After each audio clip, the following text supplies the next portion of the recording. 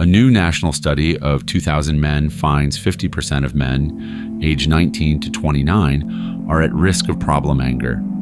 39% wanted to hit someone when angry in the past month. I think the results are such that we need to pause and ask what's the root of the anger? And rather than blaming or shaming anybody for a particular emotion, to explore with them as to how did this emotion evolve? What is its origin? And then can we begin to address it in connection with the young men who are experiencing the anger? I think it's actually a global issue.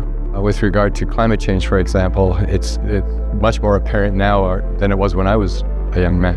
Geopolitical uncertainty about what's going on and the wars in the world, economic issues which are global as well as very local, to the cost of housing, job insecurity, who am I and what do I want to be when I grow up? Likely some confusion as well in terms of very conventional, traditional models of masculinity, which people usually focus on providing and protecting. Procreation is part of that, being stoic is part of that.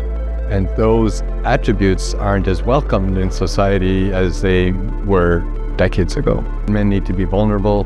They need to be more caring than they were. They need to be more involved in childcare than they were. So there's lots of changes.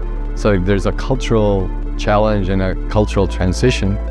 And whenever a transition affects my identity, there's confusion, and that can result in an expression of anger or sadness, or grief.